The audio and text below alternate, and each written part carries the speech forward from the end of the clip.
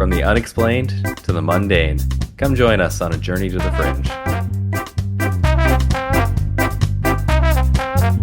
Hello and welcome to Journey to the Fringe, home of the secret fashion advice, which you don't know about. Now, it's not good fashion advice, but it is in every episode. So you should go back, give it a listen, see if you can find it. Every single one.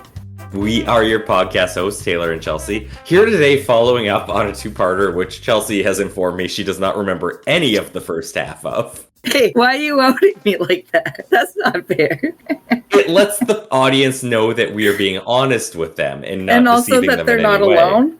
Yes. Possibly, unless they're listening to this back to back, then boy, do you have a problem. Especially if you don't remember the first half. Anyhow, Chelsea, what do you remember about the Gulf Breeze incident and Ed Walters? Right. Okay, there's a guy in Florida Running for mayor.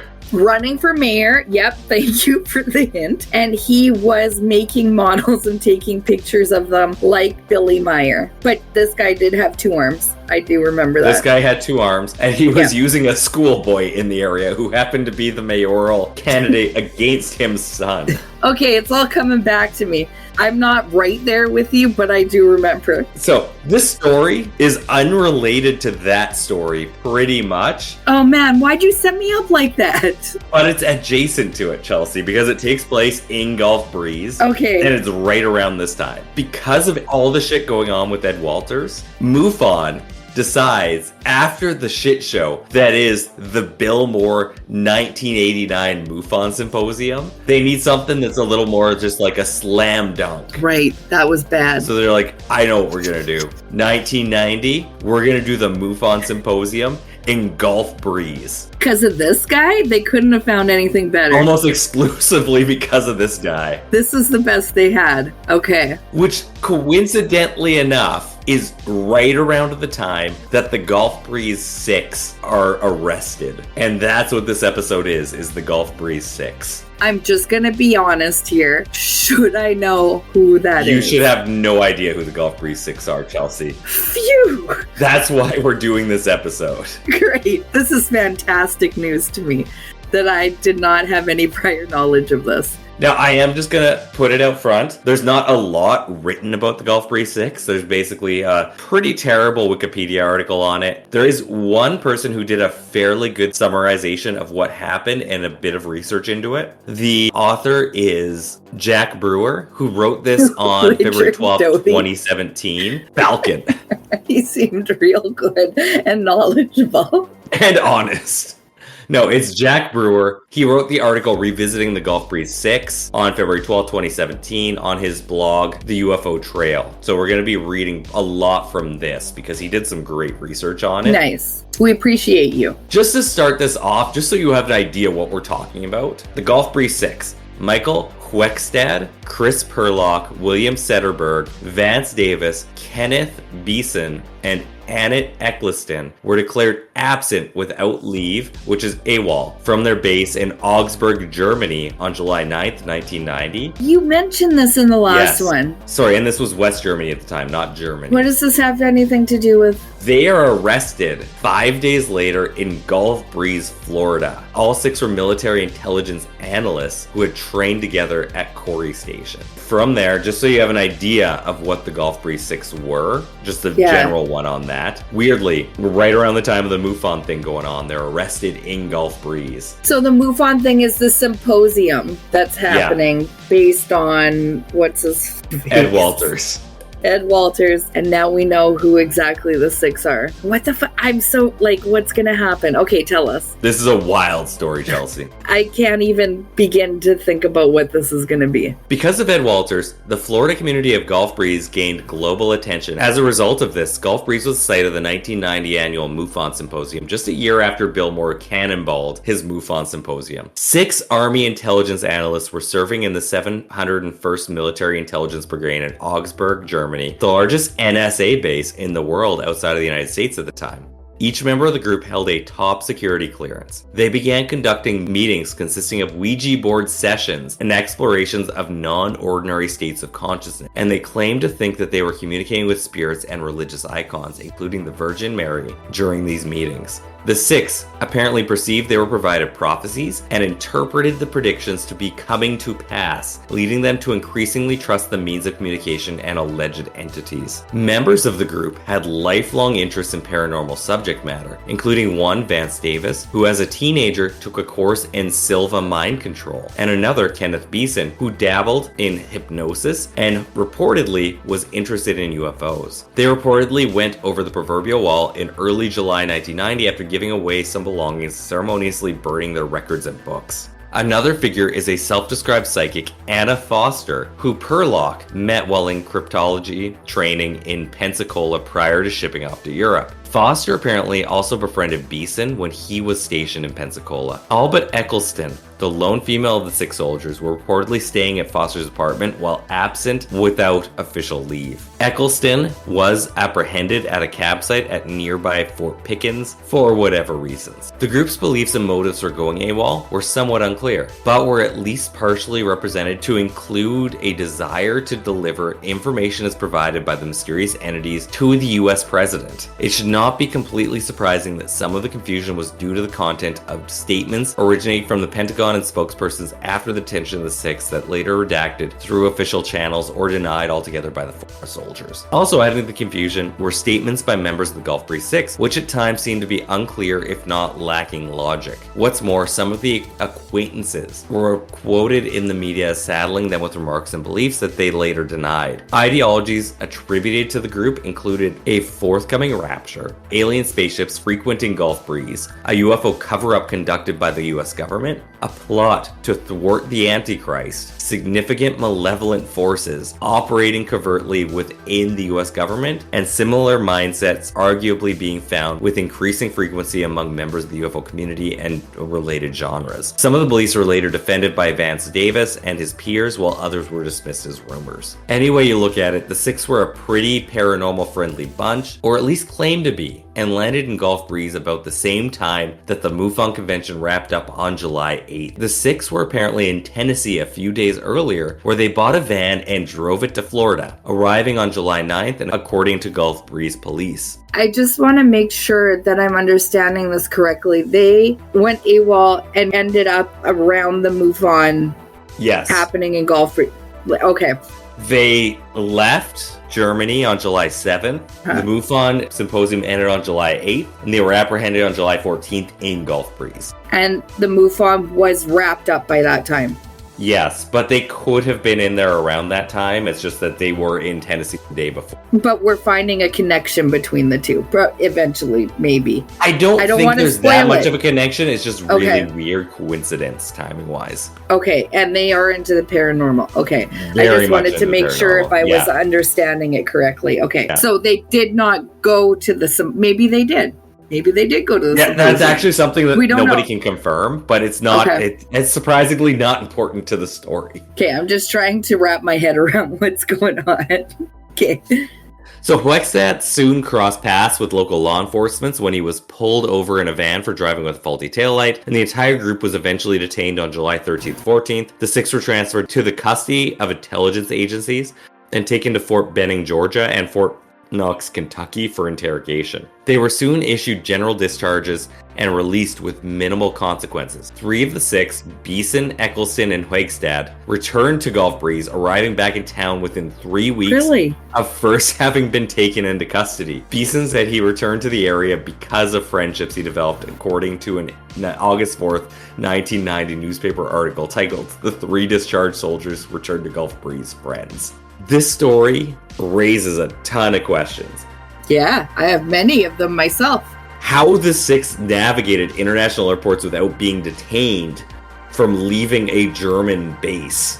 how does that happen though? Would there, if someone's considered AWOL and maybe you don't have the answer, I don't know, would there be like a warrant for them that airports would be looking for them? Here's the thing. If you're traveling for military purposes, you don't have the same visa as everybody else. Oh. So generally speaking, you're supposed to have permission to leave if or you're trying potentially to leave even the a country. passport. Well, you would have your passport. Okay. It's just that you would not have a travel visa. You would have whatever the military equivalent is, which would specifically say you're here for this purpose. You can't leave without permission. And sorry, what year was this again? 1980? 1990. Okay. Pre 9/11, so maybe a little more lax. Yeah. And it's even pre-Germany. It's West Germany they're in. Okay. I think those are my questions for now. A partial explanation might include information contained in a July 19th, 1990 New York Times article. Quote, the Pentagon said that 2 of the soldiers went on authorized leave from their unit in the 701st Military Intelligence Brigade at Augsburg, West Germany, about 2 weeks ago and never returned. At the same time, 2 other soldiers from the unit vanished and officials suspected that 2 more who were on leave would not return. Military authorities issued a worldwide alert for the 6 soldiers on July 9th. So they kind of did have an okay explanation for that. Okay. Not all of them, but at least a good amount of them. Okay, another quick question. Is this real? Perhaps. No, it is. It is real. Okay. Yeah. That's all my questions for now. Now, that might account for how they managed to get stateside, combined with circumstances reported in an article from the Northwest Florida Daily News, which suggested the group used forged leave papers. Before the worldwide alert was issued Monday the 9th, Beeson and Hoekstad could feasibly have made it to Tennessee by Friday, July 6th, as reported was the case by the Pensacola News-Journal. The 2 reportedly planned to meet the other 4. Some, however, including Davis, would later speculate intelligence officials knew of the group's plan all along and were monitoring the journey. Okay. A piece in the July 19th, 1990 edition of the Pensacola News-Journal indicated Robert Hall, an Army spokesman, stated authorities didn't know how the 6 got to the United States. The author of the article also obtained comments from Stan Johnson, a contact of Beeson's in Tennessee, who apparently picked up Beeson's at Hoekstad at the Knoxville airport on July 6th and helped them buy the van. Quote, he did mention about going to Pensacola for a UFO convention, end quote. Johnson was interestingly quoted as recalling about Beeson. First, the article indicated the MUFON conference was held in Pensacola July 6th to 8th, and reported MUFON officials stated, quote, they could not say whether Beeson or Hoekstad attended any of the symposium sessions, end quote. However, Anna Foster, the psychic they were staying with in Tennessee who opened her home to the group, apparently did go to this. So they probably did go. In what appears to be the next day's edition of the same paper, the July 20th, 1990 Pensacola News-Journal, a story is published titled, quote, soldiers were to expose UFO scam. Sister says. The article highlights Beeson's sister and her husband, Carolyn and Charles Reed, explaining how Beeson, quote, said they were going to expose a government cover-up of reports that aliens have visited Earth, end quote. Although the couple did not seem to take him particularly seriously. The article continued, quote, the Reeds said Beeson also told them that Foster had introduced him to a UFO group that believed the government was covering up alien visits to Earth, end quote. Quote, if anybody should be arrested, it should be that lady, end quote. Charles Reed told the News-Journal about Anna Foster for what it may or may not be worth. The article concludes, quote, the Mutual UFO Network held a symposium on UFOs 2 weeks ago, July 6th to 8th, but the group did not endorse any positions on government cover-up, said Don Ware, a Fort Walton Beach representative of the group. Although Ware said Foster had attended the symposium, Foster refused comment again Tuesday night. End quote. So it does seem like they did attend this thing. Okay, this is weird. Among the more dramatic of the storylines to emerge from the saga involved the Antichrist. As quoted in the News-Journal, members of the 6 were being held at Fort Benning, and that Major Joe Padilla, a spokesman for the Pentagon, said he didn't know why they left Germany or anything about their religious beliefs. Gulf Breeze Police Chief Jerry Brown was similarly asked for comment. The article explained, quote, when he was told of the Stars and Stripes report Wednesday, Brown said, I don't believe that. Who is the Antichrist? And that's referencing that they were told that they were there to kill the Antichrist. One of the weird stories within this. That is weird. If the Gault had talked about destroying the Antichrist, that person should have a name, he said, end quote. According to a Georgia MUFON state section director, who described a Fort Benning doctor as his source. At least some of the Golf Breeze Six claimed to believe that the Antichrist did have a name, and it was Ed Walters. In an August 4th, 1990 letter to MUFON, International Director Walt Andrus, the section director wrote, quote, "In regards to your request that I try to meet with the soldiers here at Fort Benning, Georgia, who were involved in the recent end-of-the-world deal at Gulf Breeze, Florida, the following negative report is submitted. I was unable to meet with the soldiers who were being held in the stockade, and my fraternity brother, who is a doctor at the base hospital, couldn't get me in to see the two men who were on the psychiatric ward. All I could get from the doctor was relatively the same as that which was out on the media wires. The soldiers had originally met while stationed together in Germany, and they believe that the UFOs are works of the devil. They also supposedly claim that Ed Walters is the Antichrist, and that is why the UFO activity has been so heavy in the Florida Panhandle." Oh. I'm sorry, I wasn't able to get anything better on this, but the people of the Provost Marshal's office weren't very receptive to the idea of a UFO investigator. End of quote. Interesting. Other points of interest include Vance Davis describing his mastery of, quote, self-hypnosis through active imagination, end quote, as taught in silver mind control courses that were held in Alex Merklinger's school in New York. Davis reported to interact with entities through such techniques. That seems like a very funny thing. My thought process went, wow, I could be really monetizing a lot more things, even if I just made them up. I could be an anything boss. People in the UFO community, 98% of it is made up at point. Totally, which really sucks because I love UFOs, but 90% of it is totally made up. Yeah, it really makes it a problem for that other 10%. It really does. I still believe in them, though. It actually is funny that that is like a general idiom within the UFO community, that 90% of it is fake and 10% is real. Really is something that a lot of people say. Oh, even Stephen Greer says that a lot. Everybody in the UFO community, it's just, even if that 1% is real, that's something to look at. No, they say 90-10, and then they say, but even if 1%. Even if one is real. There's people who say that too. Even if there's one that's real. Huh. Okay. Yeah, that was my thought process. Okay. So Davis stated that one of his Gulf Breeze 6 colleagues, Kenneth Beeson, was practicing hypnosis techniques in an interview published in the January-February 1995 edition of the North California MUFON periodical titled Case Briefs, Exploration and Review. Quote, "Did you receive the information from sources other than the Ouija board?" End quote, the interviewer asked. Oh no. Vance replies, quote, "The UFO documents came from a woman with Ashtar Command in Germany." Oh no. That was the Cooper report and other documents. We didn't really get anything from work, but we started seeing things differently. The first thing that really got us moving, and they didn't put this in statements, was the Iran earthquake that year, 1990. Because we were told about it 30 days before it occurred, we were also doing hypnosis, end quote. Quote, "Was Beeson hypnotizing you?" End quote. Quote, "Yeah, it was a relaxed state like Edgar Casey used to do.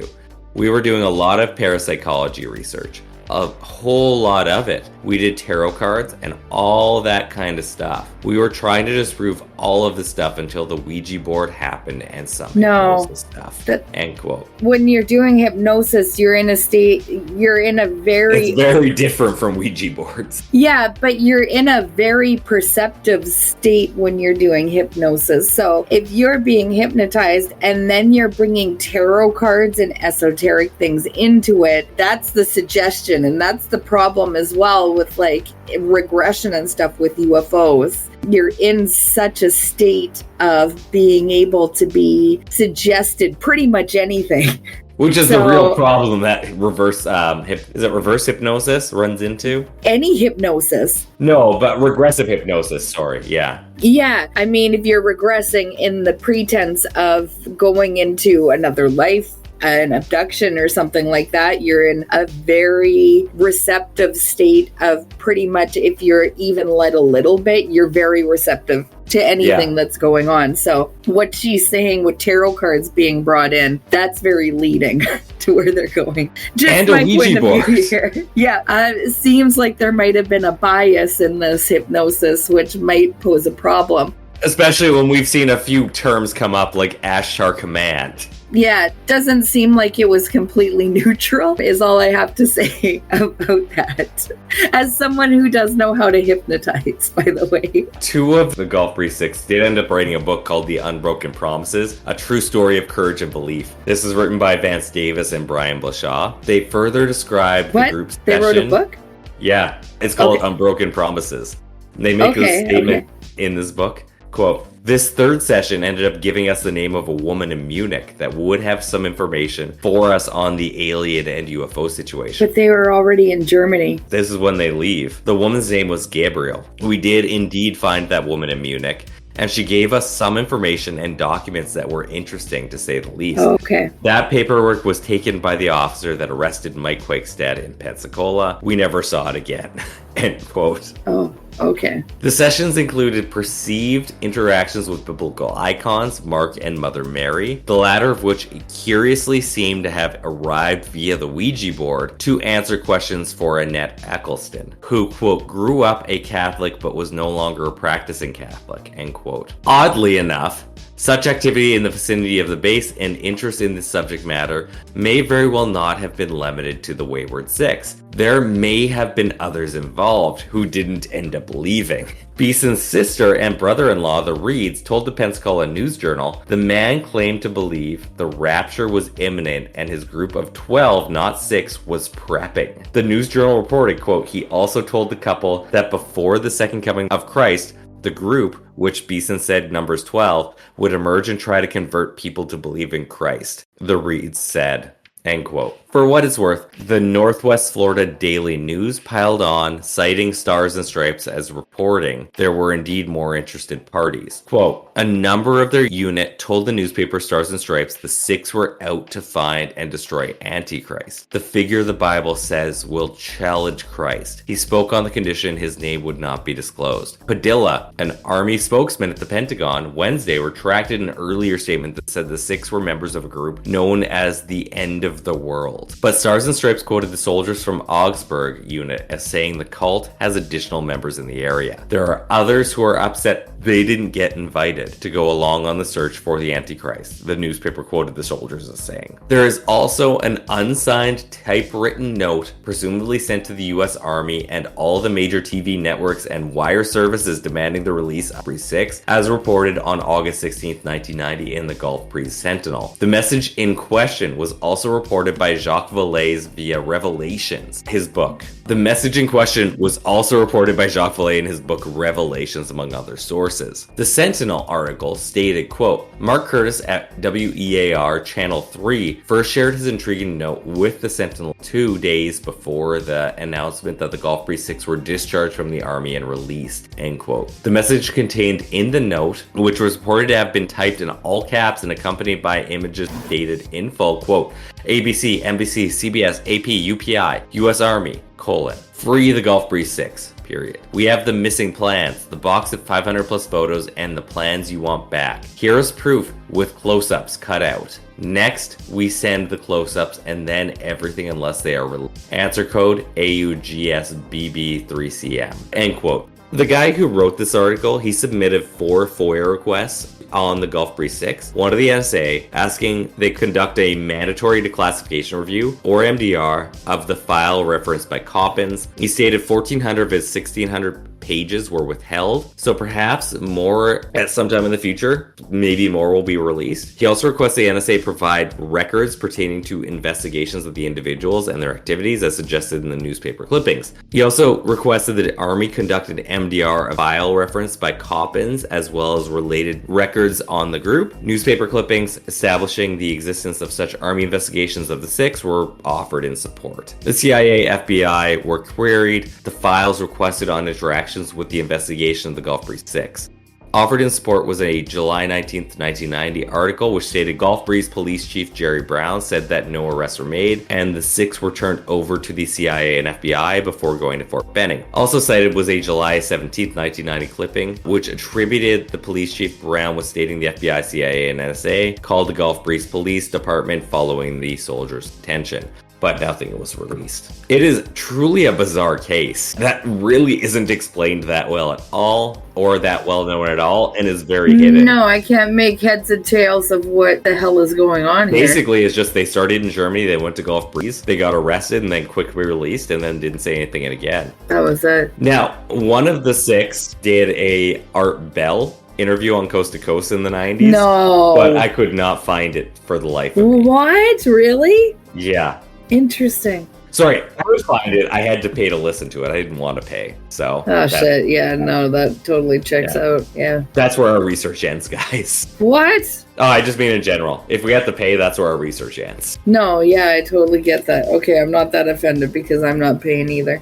Is that not like the most bizarre story? Like, it doesn't make any sense at all, but like this happens right after Ed Walter. It's very likely this group of 6 thought he was the Antichrist, and they weren't the only 6. Like, there was more people around it, and they get arrested right around there, right when MUFON's like, okay, we need to get rid of this whole thing with the Bill Moore and just make it clean. And these guys show up. They seem to just happen congruently, not together. But some of them seem to have shown up, but they don't want to admit it. MUFON may have also been covering it up because of Bill Moore. Yeah, no, they couldn't and they're like, get any more bad press. We can't afford to go through this again. But it's so weird. Anything is possible with hypnosis, though. If they had someone legitly doing hypnosis with the power of suggestion, it could be literally whether it's the Antichrist or not. It's not only the power of suggestion, they had Ashkar Command on their side. And that's enough. Yeah. But logically, the Antichrist doesn't make sense to me because this guy was clearly making it up. But if you get hypnosis in there... No, and Chelsea, very simply, if you believe he isn't making this up, and you believe UFOs are demons, it makes perfect sense to think he is the Antichrist. That's true. If he is spawning these demons at will, that's the Antichrist. Yeah. But then, that doesn't make any sense with Ashkar Command. You can go a million different ways with this, and I'm not, my mind is reeling right now. I'm not even sure what exactly you just told me still. There's too much. There's too much. That was a crazy story that I was not expecting for this. And it's only kind of adjacent to Ed Walters. Like, it's just that they happen to also be there. I don't know, maybe they wanted to kill him, but I can't tell for sure. He got brought up kind of maybe a little bit, but we can't tell if it's for sure about him. But they were in Gulf Breeze, and they were labeled the Gulf Breeze 6, so I totally get why it's a part 2. That's the weird shit that happened in Gulf Breeze, Florida. Okay, I like that. I liked it, even though I'm still going to be processing it for a while. I don't know. It's so weird. But we just keep learning new things about MUFON where they fuck up. And I feel like at some point here, we need to just cover the MUFON story. We really do. Because it kind of feels like they're the ones that we tell people to go report to. And they have a lot of shady shit in their past. They really... I shouldn't say shady. A lot of screw-ups in their past. Yeah, and there's Richard Doty in their past, too. So that's Richard Doty, there's Bill Moore, there's the Gulf Breeze 6. Yeah. And that's just off the top of my head. And yet they're still prominent. They're the ones that you would still report to. Yeah. Right? But this is where this one leaves off. So I've been Taylor, here with Chelsea. We are Journey to the Fringe. Thank you all for listening. We'll see you next week. Bye. I'm still feeling a little uncomfortable with that, but we'll see you later. Bye. Thank you for listening to Journey to the Fringe. If you have liked what you have listened to, please like, share, subscribe, or follow, depending on what venue you are listening to us through. Also, please, if possible, leave a 5-star review, as that really helps us in the algorithms. Should you wish to interact with us, please check us out on your social media of choice. I bet you we are there. And if you really want to communicate with us and give us ideas for new episodes, or tell us that we're wrong and terrible, either way, please send us an email at journeytothefringe@gmail.com. For now, I'll see you in the next episode.